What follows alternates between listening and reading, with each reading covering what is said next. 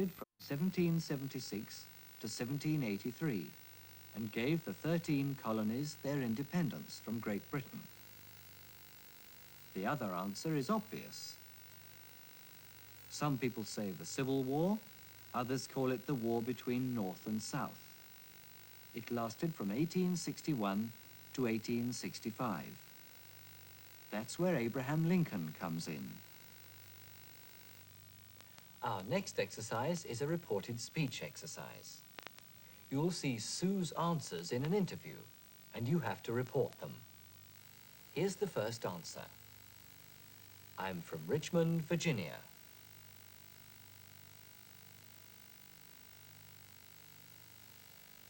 She said she was from Richmond, Virginia.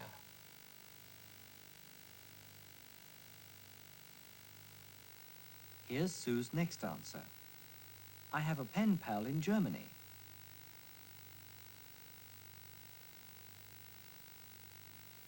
She said she had a pen pal in Germany.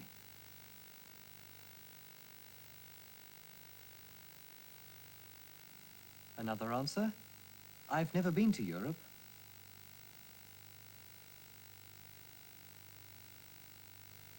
She said she'd never been to Europe.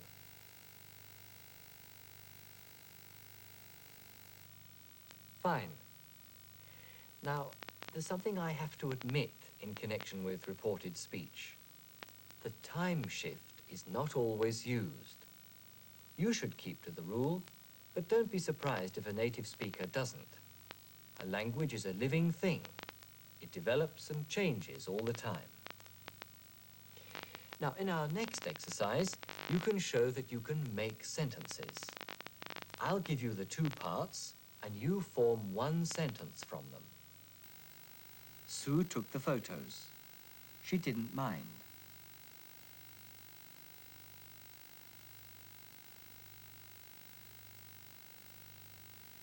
Sue didn't mind taking the photos.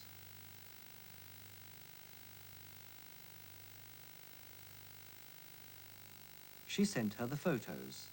Gisela thanked her.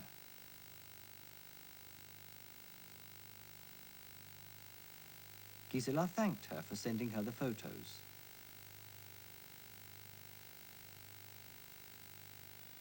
Gisela is going to visit the USA next year. She's looking forward to it.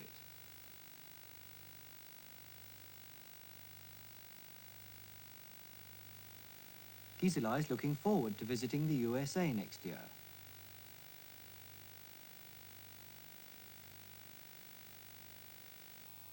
As you see, a few changes have to be made when you put the two parts together to form a new sentence. Now here are some questions that you could ask a guide in Washington. Ask the guide why George Washington didn't live in the White House.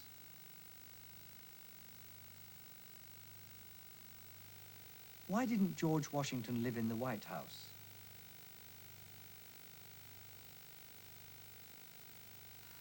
Ask the guide which of the 50 states Washington belongs to.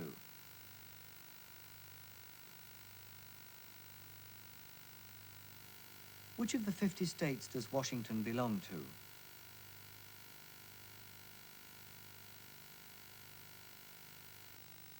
Ask how many tourists come to Washington every year.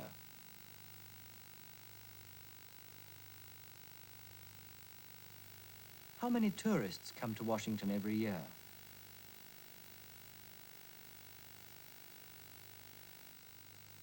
Ask her whether she would mind answering a personal question.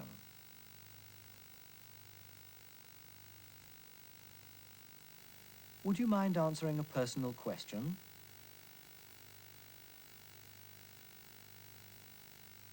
Ask her whether she finds her job interesting.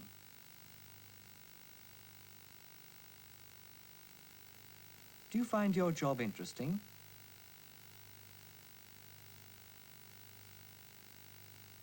Well, that's the end of exercise program 11. Thank you for working so hard. Don't forget to watch English by television again next time, will you? Goodbye.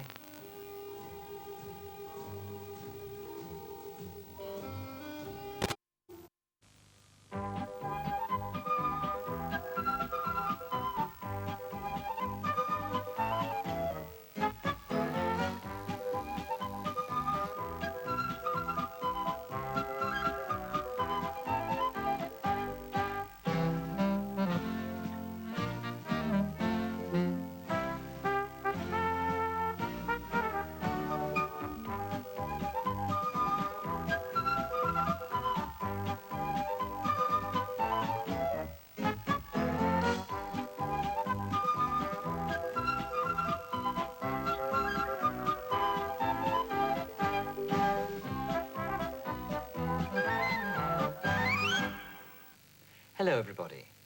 Welcome to exercise program 12. We're going to revise units 44, 45, 46 and 47 this time. And as usual, we're going to do a little test later. Wenn Sie den englischen Satz hören, Dinner is served, dann wissen Sie, dass das Essen schon serviert ist. Dinner is ready. Etwas anderes ist es, wenn im Hotel angeschrieben steht, Breakfast is served between 7:30 and 9:30. Hier handelt es sich um die Zeit, in der das Frühstück serviert wird. Aus ist serviert wurde wird serviert, ohne dass sich der Wortlaut im Englischen verändert hat.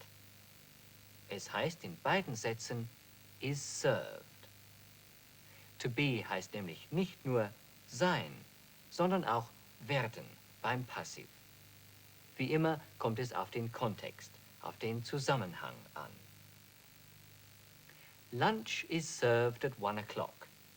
Das Mittagessen wird um 1 Uhr serviert. In Unit 44 haben Sie die Verlaufsform des Passivs kennengelernt. Lunch is being served. Das besagt, dass das Mittagessen gerade in diesem Moment aufgetragen wird. Die Bildung der Verlaufsform des Passivs ist einfach. Wir schieben das Wort being zwischen to be und das Partizip Perfekt. Lunch is being served. In Geschäften werden Sie gefragt, Are you being served? Werden Sie schon bedient? Und wie wir in der Zahnarztpraxis, in The Dentist's Surgery, hörten, gibt es diese Verlaufsform auch im Past Tense.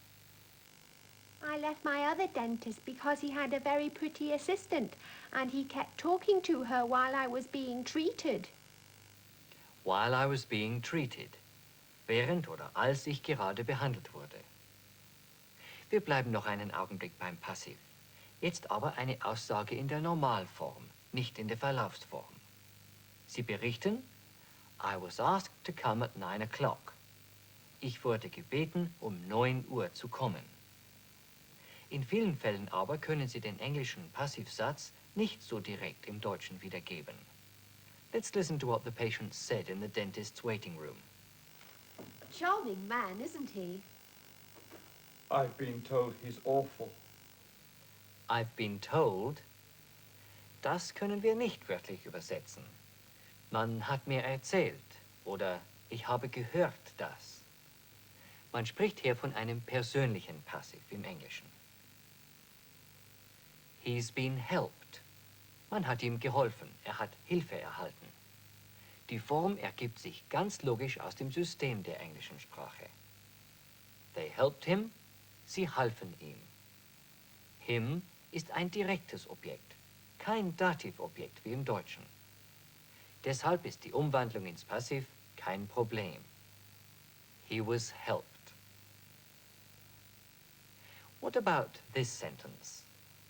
They invited him. Mit dem persönlichen Passiv lautet der Satz He was invited. Bleiben wir noch in der Surgery. I'm supposed to be back at my office by 11. I'm supposed to be back in my office by 11. Man erwartet von mir, dass ich oder einfach ich soll bis 11 Uhr wieder im Büro sein. Probieren Sie solche Aussagen selbst. Sagen Sie, dass man Ihnen seine Adresse gab.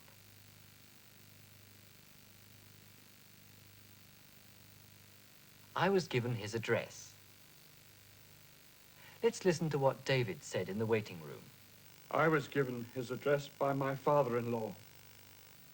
Eine Patientin hatte Gutes über den Zahnarzt gehört. It is said, es wird gesagt, man sagt, it is said that he is very good. Und nun der nächste Schritt zum Personal Passive. Wir suchen das Subjekt, he, stellen es an den Anfang, he is said, und nun verwandeln wir das zweite is in dem Satz in den Infinitiv mit to. He is said to be very good. Er soll sehr gut sein. Für he is said können wir auch sagen, He's supposed to be very good indeed. zur Übung für Sie wieder ein Satz zum Umbauen. They showed us round the factory. Wie lautet diese Aussage im Passiv?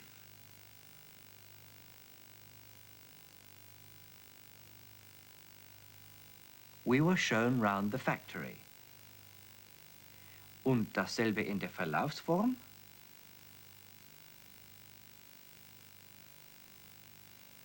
We were being shown round the factory.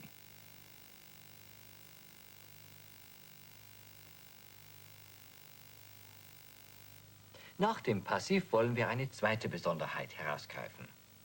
Da war jenes Missverständnis im Zusammenhang mit der geheiligten Teepause. Ah, now I'm beginning to understand. He wants us to bring our own tea. He wants us to bring our own tea. Auch hier haben wir Schwierigkeiten mit der wörtlichen Übertragung. Wir müssen wohl sagen, er will, dass wir unseren eigenen Tee mitbringen. Würden wir statt wants die Verbform asks einsetzen, so würden wir uns leicht tun. He asks us to bring our own tea. Er bittet uns, unseren eigenen Tee mitzubringen. Hingegen, he wants us to bring our own tea. Er will, dass wir unseren eigenen Tee mitbringen. Now a few sentences for you to practice. Sie wollen, dass jemand bleibt. Was sagen Sie zu ihm?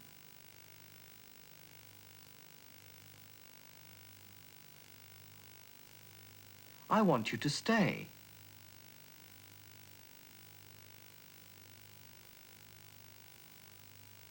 Sie fragen jemanden, ob er will, dass Sie bleiben.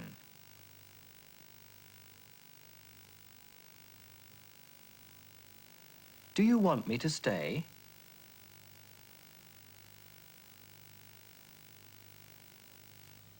Do you want me to stay?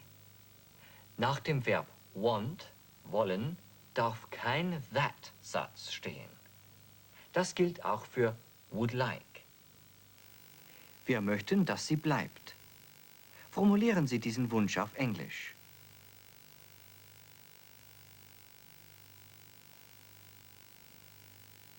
We'd like her to stay.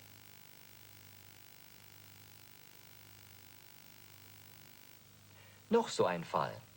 Nehmen Sie das Verb to expect. Was erwarten Sie, dass ich tun soll?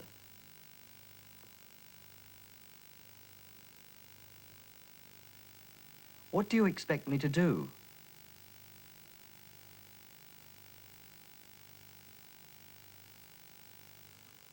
Möchten Sie, dass ich Sie anrufe?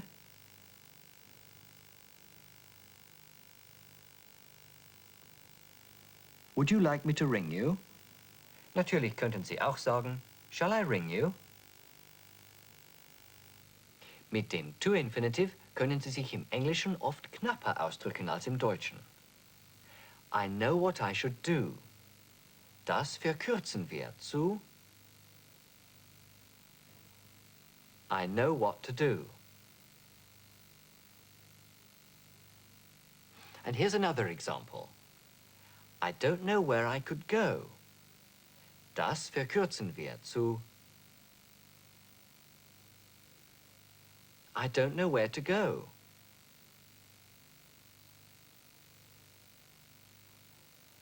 And one more example.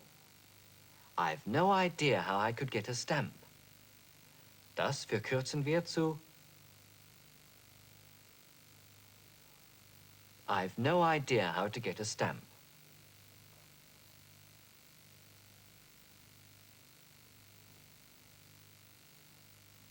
Und hier noch ein Beispiel für die satzverkürzende Funktion des Infinitivs. Diesmal des Infinitivs ohne to. Russell behauptet, er habe gehört, dass der Chef am Telefon sagte, er wolle die Teepause abschaffen. He wants to stop it. How do you know? I heard him say it on the phone. I heard him say it. Wörtlich, ich hörte ihn es sagen. Ich hörte, dass er es sagte. Auch nach to see findet man diese Konstruktion, die dem Deutschen sehr ähnlich ist. I saw him shut the door. I saw him shut the door. Ich sah, dass die Tür zumachte. Ein weiteres Verb dieser Reihe ist to watch. He jumped out of the train. I watched him. Können Sie das in einem Satz erzählen?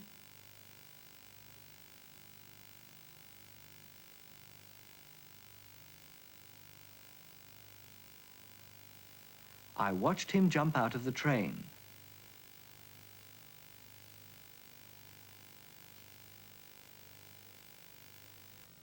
Der To-Infinitiv steht nach Verben wie want, would like und expect. He didn't want us to hear. Es gibt ein Verb, nach dem beides möglich ist. Der Infinitiv mit oder ohne to. Es ist to help. Jane and Russell help you to learn English. Or Jane and Russell help you learn English.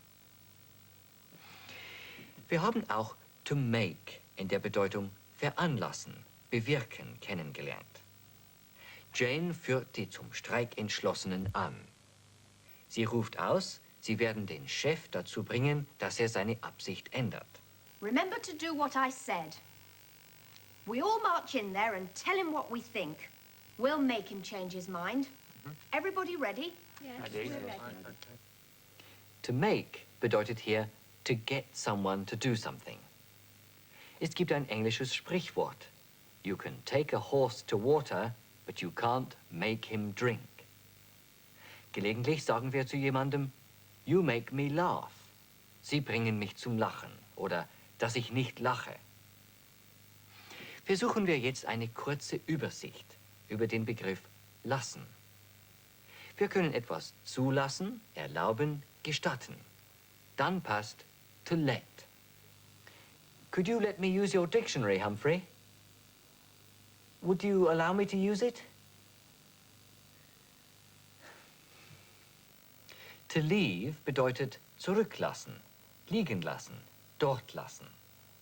I left my umbrella at home. Leave me alone bedeutet lassen Sie mich in Ruhe. To keep waiting bedeutet warten lassen. Have I kept you waiting? I hope I haven't kept you waiting. Sorry to keep you waiting. Könnten Sie es jetzt selber versuchen? Hier ist der Sinn wohl, I can't allow you to use the car. Also muss der Satz heißen,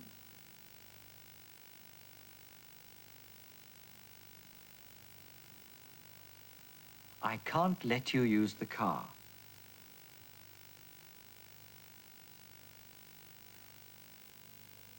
Hier ist die Bedeutung wohl to forget. Also muss es heißen,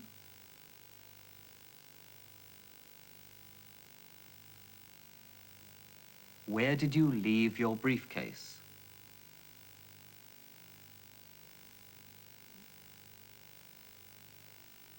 You're supposed to meet Jane and Russell.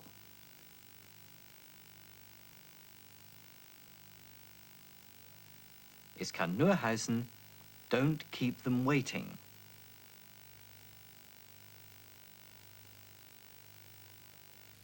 Eine Variante von lassen haben wir heute noch nicht erwähnt.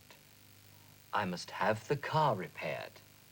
Ich muss das Auto reparieren lassen. I won't do it myself. I'll get the garage to do it. In solchen Fällen der Dienstleistung nehmen wir diese etwas eigenartige Konstruktion. To have something done. Etwas machen lassen. I had the engine checked. Ich ließ den Motor überprüfen. Well, I think we'll leave it there. It's about time for our test. Today it's a short letter which I had a while ago from our actors who were in the southwest of England. Dear Graham, Jane and I would just like to let you know about our stay in Cornwall. As you know, this is not really a holiday for us. Half of the scenes for the film we're making have now been completed. It's great fun, but harder work than we thought it would be. I'm a 19th century Cornish smuggler, and Jane, who is the daughter of the mayor of Penzance, is madly in love with me. The story doesn't have a happy ending, but my death on the cliffs at Land's End is fantastic. We've been all round Cornwall to shoot the outdoor scenes. We did one on the beach at St. Ives. This is my first visit to Cornwall, and it's true what you said about this part of Britain in the programmes. The Cornish are different from the English. One fisherman near Newquay called me a foreigner. Even so, Cornwall is a marvellous place. Jane says she wouldn't mind living here. We'll both be sorry when we return to London next week to complete the film at Pinewood Studios. We'll drop you another line from there. Jane sends you her regards. Best wishes, yours, Russell. Did you understand everything? Now I'll read the letter again, and you can see the text this time. Dear Graham, Jane and I would just like to let you know about our stay in Cornwall. As you know, this is not really a holiday for us. Half of the scenes for the film we're making have now been completed.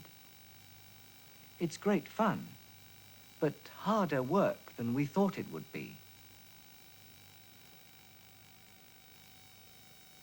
I'm a 19th century Cornish smuggler, and Jane, who is the daughter of the Mayor of Penzance, is madly in love with me.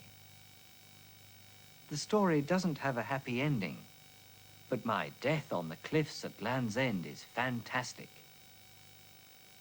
We've been all round Cornwall to shoot the outdoor scenes. We did one on the beach at St. Ives. This is my first visit to Cornwall, and it's true what you said about this part of Britain in the programmes. The Cornish are different from the English. One fisherman near Newquay called me a foreigner. Even so, Cornwall is a marvellous place. Jane says she wouldn't mind living here. We'll both be sorry when we return to London next week to complete the film at Pinewood Studios. We'll drop you another line from there. Jane sends you her regards. Best wishes, yours, Russell. First of all, a few comprehension questions on the letter. Say what you would like to answer. I'm sorry that you haven't got time to write your answers down. Why is it not a holiday for Jane and Russell?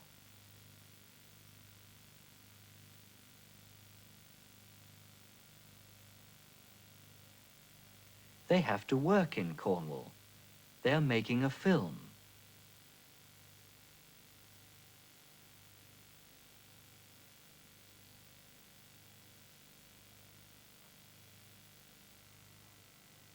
Are they still filming?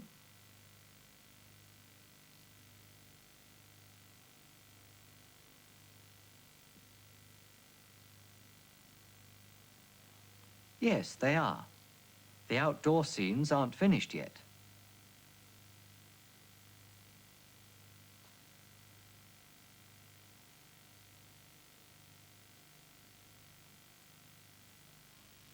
What parts do the two actors play in the film?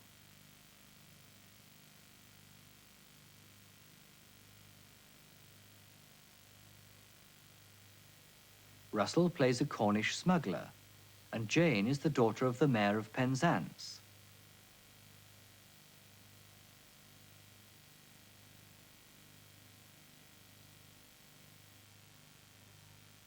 What happens to Russell at the end of the film?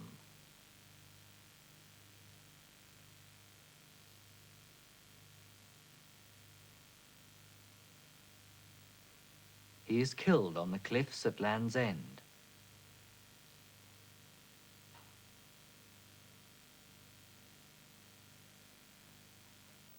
In our next exercise, I'd like you to decide whether the statement is right or wrong.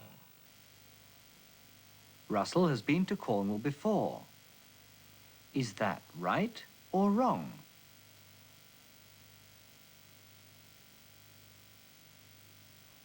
It's wrong.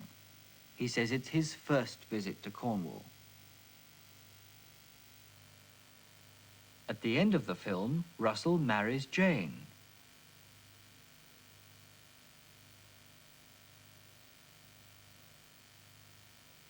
It's wrong. The film doesn't have a happy ending.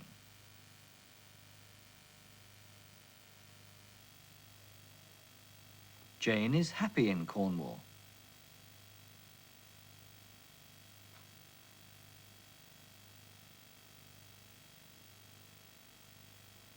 This is right. The letter says she wouldn't mind living in Cornwall. In the next exercise, I want you to say which meaning of the word is the correct one. To let you know. Does it mean to thank you for, to inform you, or to invite you to come?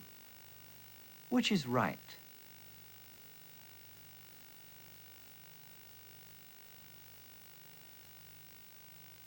Of course, B is right. It means to inform you, to tell you. Madly in love means not in love, very much in love, or a bit in love.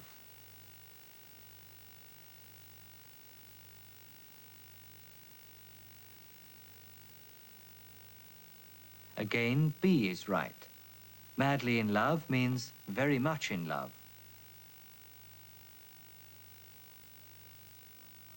To drop another line means to telephone again, to send a small present, or to write again.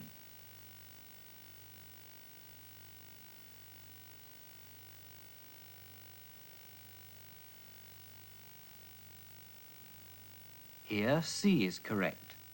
To drop another line means to write again. Now let's see whether you understand the structure of the language in this text and whether you can form sentences of your own. It's harder than we thought. Say the same with the word difficult.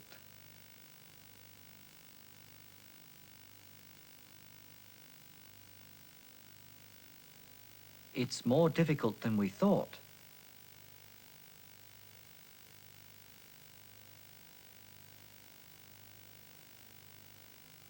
They're different from the English.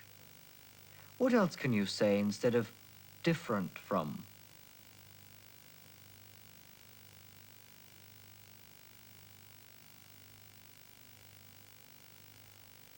They're not the same as the English.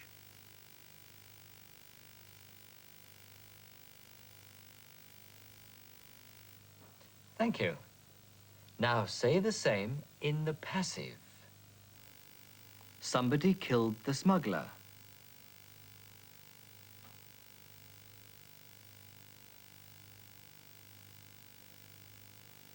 The smuggler was killed. It isn't necessary to say by somebody.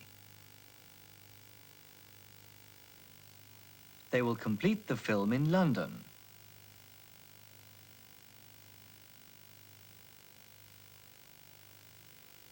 The film will be completed in London.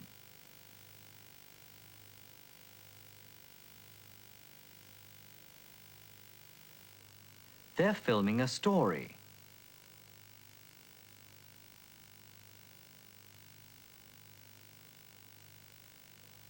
A story is being filmed.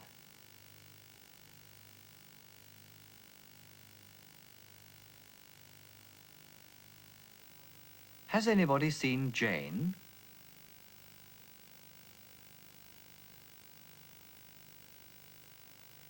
Has Jane been seen?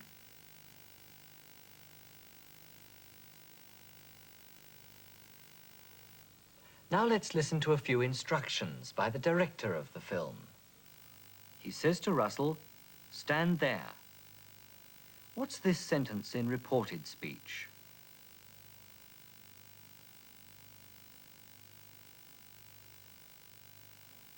He tells Russell to stand there.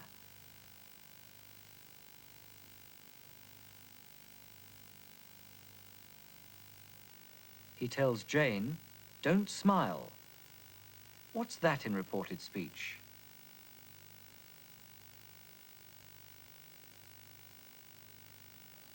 He tells Jane not to smile.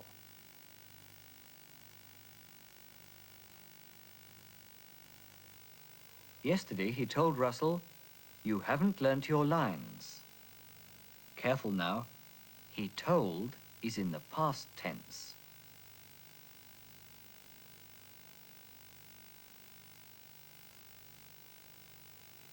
Yesterday he told Russell he hadn't learnt his lines.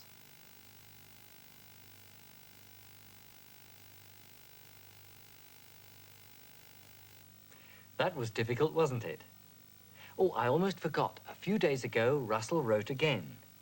His postcard was from London this time. Here it is. Dear Graham, we're now back in London. We were supposed to return here last week, but we had to wait for the right weather to shoot the rest of the Cornish scenes. We didn't mind at all. In fact, we were beginning to feel quite at home down there. We also had an accident on the M5 near Exeter and had to wait several hours to have the bus repaired. The film ought to be finished in about 2 weeks' time. I'm hoping to get a new part in a play in the West End in the autumn. Regards from both of us. We look forward to seeing you in London sometime soon. Yours, Russell. Well, I'm sure you'd like to meet Jane and Russell again next time. That's all for today. Thank you for working so hard. Goodbye and all the best.